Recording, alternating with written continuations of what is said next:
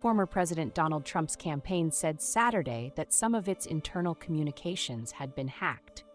The acknowledgement came after Politico began receiving emails from an anonymous account with documents from inside Trump's operation.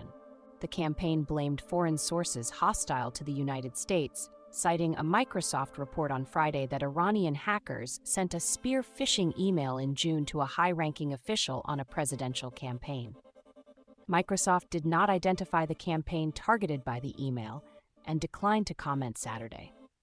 Politico has not independently verified the identity of the hacker or their motivation, and a Trump campaign spokesperson, Stephen Chung, declined to say if they had further information substantiating the campaign's suggestion that it was targeted by Iran. These documents were obtained illegally from foreign sources hostile to the United States, intended to interfere with the 2024 election and sow chaos throughout our democratic process, Chung said. On Friday, a new report from Microsoft found that Iranian hackers broke into the account of a high-ranking official on the U.S. presidential campaign in June 2024, which coincides with the close timing of President Trump's selection of a vice presidential nominee. Chung declined to say whether the campaign had been in contact with Microsoft or law enforcement about the breach, saying it would not discuss such conversations. On July 22nd, Politico began receiving emails from an anonymous account.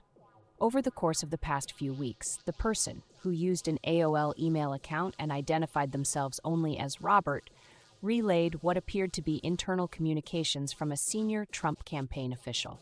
A research dossier the campaign had apparently done on Trump's running mate, Ohio Senator J.D. Vance, which was dated February 23rd, was included in the documents. The documents are authentic, according to two people familiar with them, and granted anonymity to describe internal communications. One of the people described the dossier as a preliminary version of Vance's vetting file. The research dossier was a 271-page document based on publicly available information about Vance's past record and statements, with some, such as his past criticisms of Trump, identified in the document as potential vulnerabilities. The person also sent part of a research document about Florida Senator Marco Rubio, who was also a finalist for the vice presidential nomination.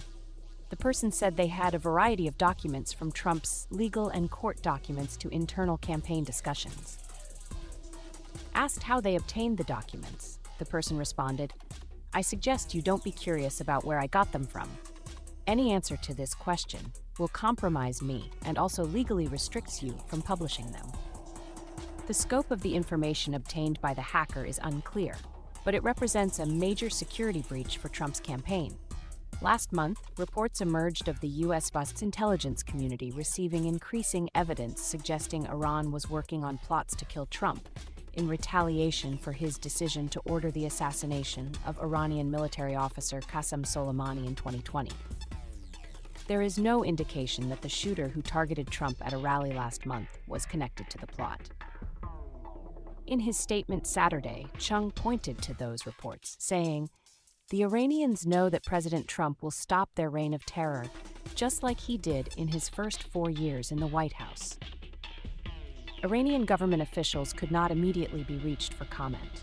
In 2016, top Democratic Party officials were hacked ahead of the presidential election. The breach resulted in the leak of embarrassing emails documenting the inner workings of the party and former Democratic presidential candidate Hillary Clinton's campaign. National security officials later blamed Russia for orchestrating the hacking effort. Many of those emails were later disseminated to WikiLeaks, a website that publishes leaked documents, and were published in the run-up to Election Day with an eye toward embarrassing Clinton's political operation.